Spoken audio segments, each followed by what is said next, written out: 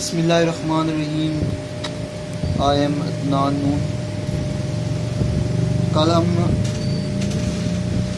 محبت کے جس لیکچر پر روشنی ڈال رہے تھے اور جس طرح سے ہم نے کل جو ہے نا محبت کا جو موضوع تھا اس پر بات کر رہے تھے. آج اس کو فردر لے کر آگے چلیں گے. ٹائم ڈیوریشن کی وجہ سے اور ٹائم لیمیٹیشن کی وجہ سے ہم اس کو آگے کنٹینیو فردر نہیں کر پائے. تو آج اس فلسفہ محبت کا جو لیکچر ہے اس کو آگے کنٹینیو کرتے ہیں. لاسٹ ٹائم ہم یہ بات کر رہے تھے کہ اللہ پاک جو ہیں وہ کسی بھی پیغمبر کی جو بات ہے اس کو رد نہیں کرتے، اور ہر جو پیغمبر ہے اس کی جو خواہش ہوتی ہے، اس کی جو درخواست ہوتی ہے اللہ کی بارگاہ میں، اللہ پاک اس کو لکھ لیتے ہیں.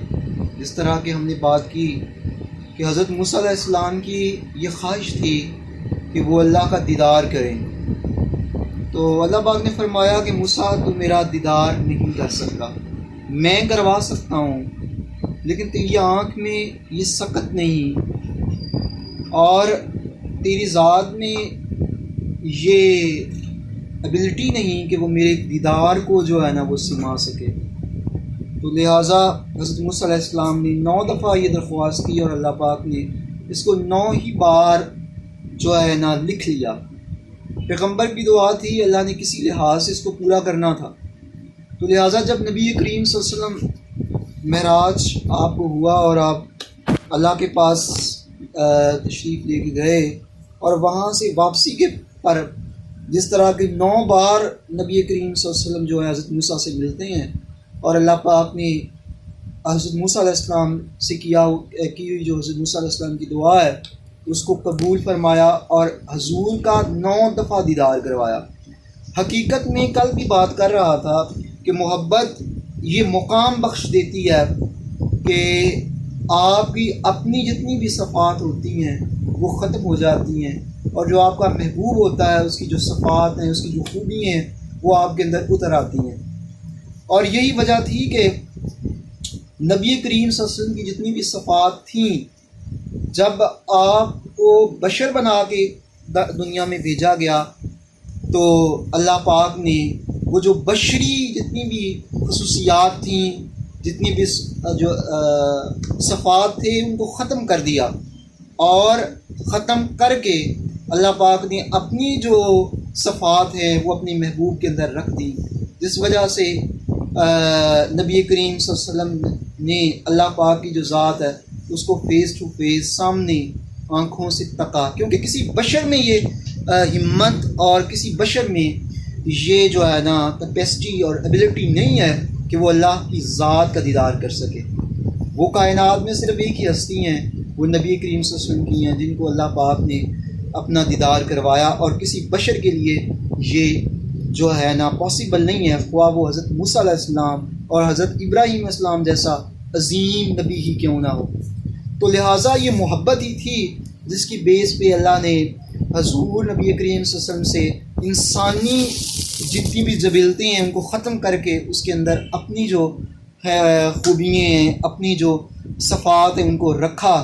اور پھر ظاہری طور پہ تو یہ تھا کہ محمد صلی اللہ علیہ وسلم الگ تھے اور اللہ کی ذات الگ تھے، لیکن حقیقت میں صفات میں اندر سے اللہ پاک نے اپنی صفات سے حضور کو نواز دیا تھا. ظاہری دیکھنے والا تو یہ کہتا کہ یہ محمد صلی اللہ علیہ وسلم ہے اور اللہ کی ذات الگ ہے، لیکن اندر سے معاملات بدل چکے تھے، تبدیل ہو چکے تھے. تو لہٰذا اسی وجہ سے تو اللہ پاک نے قرآن پاک میں بھی ارشاد فرمایا کہ جس نے میرا دیدار کرنا ہو وہ میرے محبوب کا دیدار کرے، کیونکہ اللہ پاک نے حقیقت میں اپنی ذات کا جو عکس ہے وہی نبی کریم صلی اللہ علیہ وسلم کے اندر رکھ دیا تھا. تو اس کے بعد پھر حضور نبی کریم صلی اللہ علیہ وسلم اور اللہ کی ذات میں فرق نہ رہ گیا تھا. یہاں سے کوئی اوبجیکشن لگانے والا یہ نہ لگائے کہ توبہ استغفر اللہ میں نے کسی شرک کا مرتکب ہوا اور یہ بات کی کہ اللہ اور اس کی ذات کے حضور کی ذات میں کوئی فرق نہیں ہے. ٹھیک ہے کہ حضور نبی کریم صلی اللہ علیہ وسلم کو بات سمجھنی جو سمجھا رہا ہوں، جو دیا ہوا ہے وہ اللہ کا ہی دیا ہوا ہے. اللہ تو دینے والا ہے اور سب سے بڑا دینے والا ہے. یہ دینے والے پر مبنی ہوتا ہے. جب وہ کسی کو نوازتا ہے تو کتنا نوازتا ہے. ٹھیک ہے, میرے پاس سب کچھ ہے جو میرے اختیار میں ہے. اب یہ میرے اختیار میں ہے کہ سب کچھ میں سے میں کتنا دیتا ہوں. جس طرح کہ کل بھی ہم نے بات کی کہ یہ جو عاشق لوگ ہوتے ہیں نا, اور یہ جو محبوب لوگ ہوتے ہیں, ان کی دنیا الگ ہوتی ہے. حضرت ابوبکر صدیق رضی تعالیٰ عنہ نے بھی تو سارا کچھ ہی حضور کی خدمت میں لا کے رکھ دیا. ٹھیک ہے, تو بات یہ ہے کہ نبی کریم صلی اللہ علیہ وسلم کے پاس خود کچھ نہیں تھا, جو بھی دیا اللہ نے دیا, اس لیے اللہ تو افضل ہیں, وہ دینے والے ہیں. لیکن جب اللہ نے دیا تو حضور کی وہ خواہش بھی نہ تھی جو اللہ پاک نے عطا کر دیا, کیونکہ محبوب اور عاشق کا جو تعلق ہی ایسا ہوتا ہے کہ وہ مانگتا کچھ نہیں ہے, وہ تو بے زبان ہوتا ہے. لیکن جو جس ذات کا وہ محبوب ہوتا ہے یا جو عاشق ہوتا ہے, وہ چیز سے بے نیاز ہوتا ہے کہ میرے محبوب نے کچھ مانگا ہے یا نہیں مانگا. ٹھیک ہے, جس کا میں عاشق ہوں, جو میرا محبوب ہے یا جو محبوب ہوتا ہے وہ. اور کل میں نے بتایا کہ اللہ اور نبی کریم صلی اللہ علیہ وسلم کے درمیان تعلق ایسا ہے کہ ایک وقت میں حضور نبی کریم صلی اللہ علیہ وسلم عاشق بھی ہیں اور نبی کریم صلی اللہ علیہ وسلم محبوب بھی ہیں. یہی عالم نبی اللہ تعالیٰ کی ذات کا ہے کہ اللہ تعالیٰ کی ذات عاشق بھی ہے اور محبوب بھی ہے. تو یہاں پہ جو نقطہ کلیئر کرنا چاہتا تھا کہ یہ سب کس وجہ سے پاسبل ہوا کہ اللہ نے معراج بھی کروا دیا, اور معراج کسی عام بشر کو نہیں ہو سکتا, اسی کو ہو سکتا ہے کہ جس کے اندر اللہ کی جھلک نظر آتی ہے. ٹھیک ہے, تو یہ اس کے اندر معاملہ تھا جو کل ادھوری بات تھی, اس کو مکمل کیا. تو آج نیکسٹ جو بات ہے وہ اس لحاظ سے کرتے ہیں کہ محبت کی ایک ڈیفینیشن یہ ہے کہ جو محبت ہوتی ہے یہ بے زبان ہوتی ہے. ٹھیک ہے, اور اندھی بھی ہوتی ہے اور بہری بھی ہوتی ہے, گونگی بھی ہوتی ہے, کیونکہ اس میں صرف محبوب ہی نظر آتا ہے. ٹھیک ہے, جہاں دیکھتے ہیں صرف محبوب نظر آتا ہے, جس طرح سے اٹھاتے ہیں وہاں محبوب نظر آتا ہے, جن گلیوں سے محبوب گزر جاتا ہے وہ متبر ہو جاتی ہیں. اور وہ جو محبوب ہوتا ہے نا, وہ جب جس گلی سے جس شہر میں رہ جائے, کل بھی بات کر رہا تھا, پھر وہ لوگوں کے لیے جو ہے نا اس کو وہ مقدس ہو جاتی ہے. ٹھیک ہے, اور اپنے لیے بھی پھر اس کا مقام الگ ہی ہوتا ہے. جیسے کہ اللہ کی ذات بھی ہے نا, فرماتی ہے کہ سونیا مینو تیرے امن علی شہر دی قسم.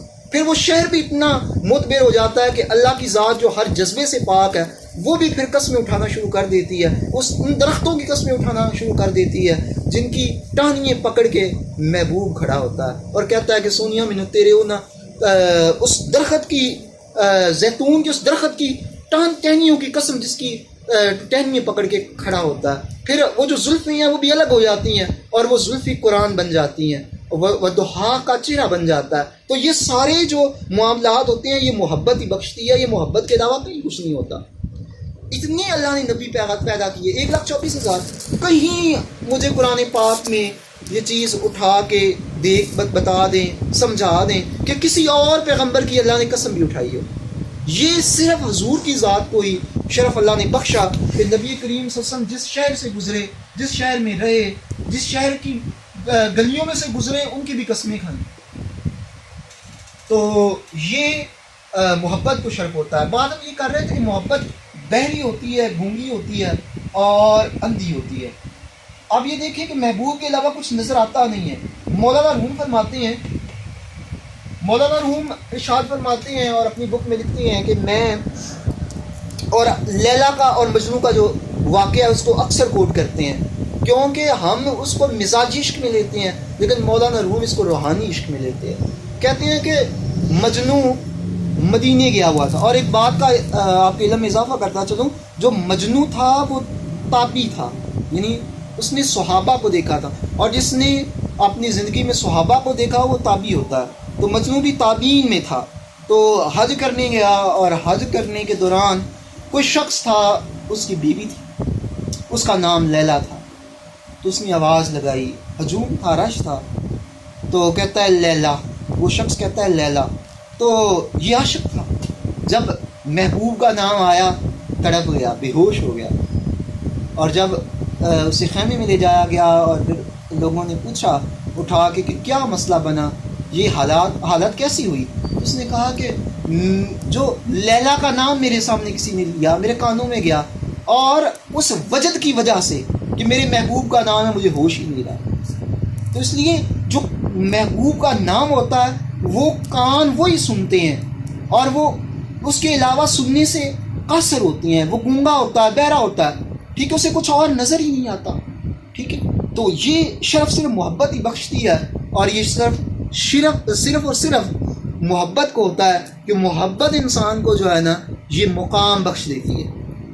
اگلی ڈیفینیشن محبت کی یہ ہے کہ محبت اس چیز کا نام ہے جس میں انسان فدا ہو جاتا ہے، جس میں باقی کچھ بھی نہیں بچتا، اپنی ذات بھی ختم ہو جاتی ہے اور اپنے محبوب کی جو ذات ہے نا وہ ذات میں اتر آتی ہے، اپنا سب کچھ ہی اندر سے نکل جاتا ہے، اور جو محبوب کی خصوصیات ہیں، محبوب کی جو خوبیاں ہیں وہ کیا ہوتی ہیں، انسان کی ذات کے اندر بس جاتی ہیں، انسان کی ذات کے اندر اتر آتی ہیں۔ یہ اللہ کے کلندر ہوئے ہیں، ان کا نام میرے ذہن سے فی الحال سلپ ہوا ہے، وہ بھٹی جو نہیں ہوتی جہاں پہ دانوں کو بھونتے ہیں، وہاں پہ جو ہے نا وہ کام کیا کرتے تھے۔ ان کے پاس ایک لڑکا آ کے بیٹھا کرتا تھا، اور وہ ان سے ریکویسٹ کرتا تھا کہ آپ ایسا کریں کہ مجھے عشق دے دیں، ٹھیک ہے۔ اور کئی سال گزر گئے، انہوں نے اس کی یہی تقاضا تھا کہ حضور مجھے عشق دے دیں، کیونکہ وہ آنکھوں والا تھا وہ بھی، اور جانتا تھا کہ یہ بھی پہنچے ہوئے اللہ کے بزرگ ہیں۔ تو بار بار ایک ہی اصرار، 6 سال گزر گئے، کافی ٹائم ہو گیا۔ 5-6 سال گزرنے کے بعد ایک دن وہ جو کلندر تھے نا اللہ کے، انہوں نے کہا اچھا عشق لینا چاہتا ہے، اس کے لیے ایک کام تجھے کرنا پڑے گا۔ کہا کہ ہر کام کرنے کے لیے تیار۔ کہا کہ فلاں جنگل کے اندر چلے جاؤ، وہاں پہ ایک بندہ پڑا ہوا ہے، اس کو دیکھ کے پھر میرے پاس آ جانا، اور پھر اگر تم نے کہا تو تمہیں عشق دے دوں گا۔ اس نے کہا ٹھیک ہے۔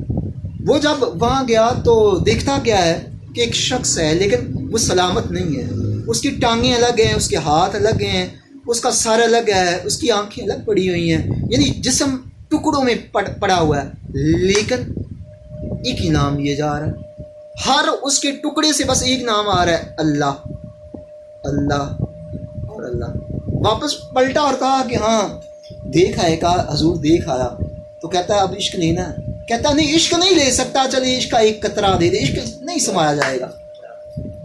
تو یہ جو ہے نا یہ محبت کوئی ہوتا ہے کہ محبت دیکھیں نا کہ انسان ان چکروں میں پڑا رہتا ہے کہ وہ مر جائے گا، اسے موت آ جائے گی، لیکن جس دل میں عشق بس جاتا ہے پھر وہ ہمیشہ کے لیے زندہ رہتے ہیں، ٹھیک ہے۔ وارشاہ بھی فرماتے ہیں نا کہ وہ ہمیشہ ہی زندہ رہتے ہیں جو نیک کمائیاں کرتے ہیں، جو نیک لوگ ہوتے ہیں۔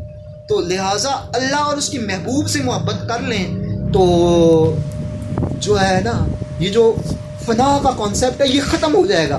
آپ کی اپنی ذات تو فنا ہو جائے گی، لیکن جو فنا ہے وہ ختم ہو جائے گا، ٹھیک ہے، خود ختم ہو جائیں گے، اندر اللہ اور اس کے رسول کی ذات آ جائے گی، اور باقی کانسیپٹ رہا جو فنا ہونے کا وہ ختم ہو جائے گا۔ وہ اللہ کے ایک اور بزرگ تھے نا، تو انہوں نے کہا کہ مرنے آخری وقت آیا تو کہا کہ ایک گھوڑ سوار آئے گا اور وہی میرا جنازہ پڑھائے گا، آپ نے جنازہ کسی اور نے نہیں پڑھانا۔ مختصر کروں گا، ٹائم لمیٹیشن ہے اور ابھی بھی اور بھی لیکچر رہتا ہے۔ وہ آیا اور دیکھا کہ لوگوں نے قبرستان میں جا گریو یارڈ میں جنازہ رکھ دیا اور انتظار کرنا شروع ہو گئے۔ ایک گھوڑ سوار دھوڑ اڑی، جب نزدیک آیا لوگوں نے دیکھا کہ گھوڑ سوار ہے، اس نے نقاب کیا ہوا ہے، اور وہ وہاں پہنچا، صفی بن گئی، جنازہ پڑھایا، جانے لگا۔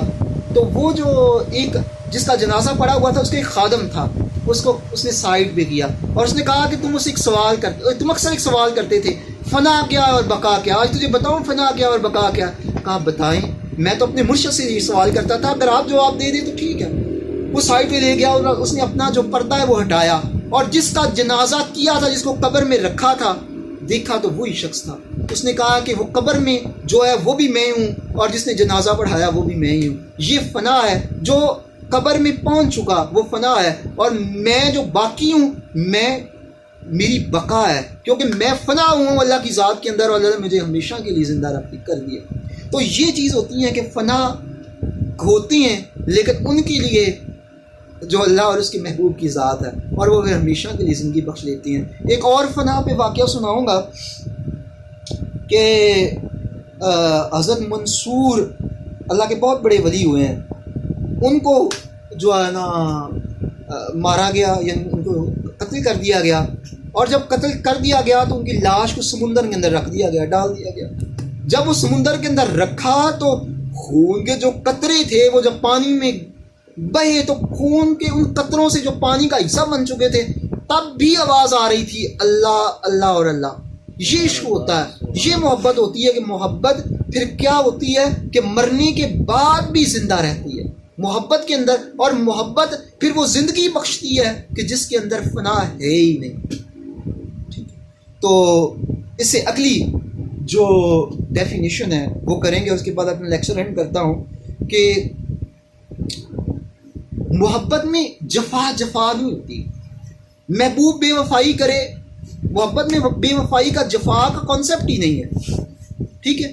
محبوب کی جفا بھی وفائی ہوتی ہے، ٹھیک ہے۔ وہ لاکھ جفائیں کرے، لاکھ آنکھیں موڑے، لیکن فرق نہیں پڑتا۔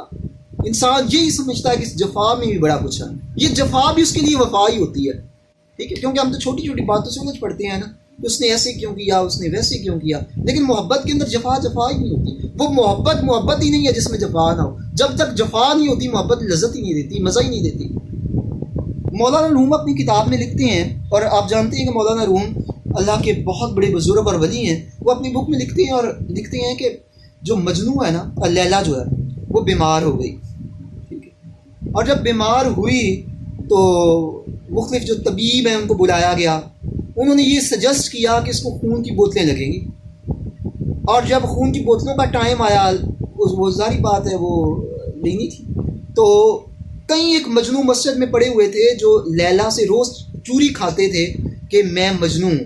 اور محبت ایسی چیز ہوتی ہے، یہ ویریفیکیشن نہیں کرتی، جو بھی جس طرح کے بات ہم کر رہے تھے لیلا کی، لیلا کو بھی تو اس کا قدر محبت ہی نہیں، جس نے بھی کہا کہ میں اندر جا کے میسج بھیجا کہ تیرا مجنوں آیا، اس نے اسی طرح سے چوری بھیجی۔ وہ 7-8 مجنوں اکٹھے ہو گئے، جب اکٹھے ہوئے تو اب لیلا نے میسج بھیجا کہ جو میرے مجنوں ہیں ان سے کہو کہ مجھے خون چاہیے۔ جب خون دینے کی باری آئی سارے مجنوں بھاگ گئے، ایک بالکل سوکھا سڑا ہوا بندہ، وہ بھی دعویٰ کرتا تھا کہ مجنوں ہوں، اس سے کہا گیا کہ اگر تم مجنوں ہو تو لیلا بڑی بیمار ہے، تو خون چاہیے، 1 بوتل یا 2 خون کی دے دو۔ تو اس نے کہا کہ 1-2 بوتل یہ کیا کرنی ہے، میرے جسم میں خون کا جتنے قطرے ہیں سارے وہ لے لو اور میری لیلا کو بچا لو۔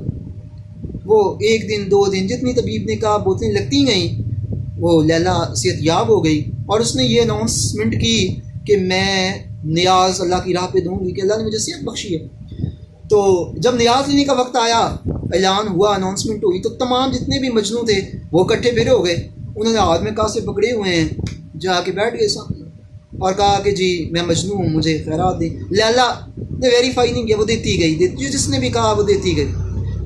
سب جب لے چکے نا تو باری مجنوں کی آئی، وہ بھی ہاتھ میں کاسا پکڑے ہوئے، آنکھیں نیچے شرما، کیونکہ محبت کا اصول ہے کہ کل بھی بات کر رہا تھا کہ محبت آنکھوں میں آنکھیں ڈال کے نہیں دیکھتی، محبوب سے آنکھیں چرا کے رکھتی ہے۔ تو نیچی آنکھوں سے آگے پیالہ کیا، اس نے ہاتھ مارا، پیالہ توڑ دیا۔ جب پیالہ لیلا کا مجنوں کا ٹوٹا تو سب لوگ جو بھی آس پاس تھے وہ ہنسنا شروع ہو گئے، کہتے ہیں کہ بڑا عاشق بندہ تھا، یہ تیرا عشق ہے کہ اس نے تیرا جو کاسا ہے وہی توڑ دیا۔ لیکن مجنوں کا جو تھا رسپانس وہ یہ کہ جب کاسا ٹوٹنے پر وہ ناچنے لگا، لوگوں نے کہا کہ بے شرم کچھ حیا کر کہ تیرا اس نے کاسا بھی توڑ دیا اور تم ناچ رہے ہو۔ تو آگے سے مجنوں کہتا ہے کہ تم اور نظر سے دیکھتے ہو، میں اور نظر سے دیکھتا ہوں۔ اس نے کہا کیا؟ اس نے کہا کہ اس نے مجھے دوسروں سے الگ رکھا ہے، اس نے کیا کیا، سب کو خیرات دی، مجھ کو نہیں دی۔ تو اس نے جو مجھے دوسروں سے الگ کیا، یہی تو میرے محبوب کی محبت، لیکن تم لوگوں کو نظر نہیں آ رہی۔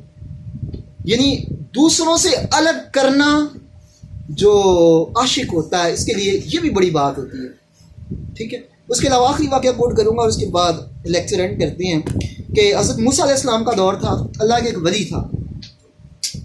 حضرت موسیٰ علیہ السلام، ظاہری بات ہے ہم جانتے ہیں کہ اللہ سے ہم کلام ہوتے تھے اور ان پر وحی بھی اترتی تھی، اللہ کے پیغمبر تھے۔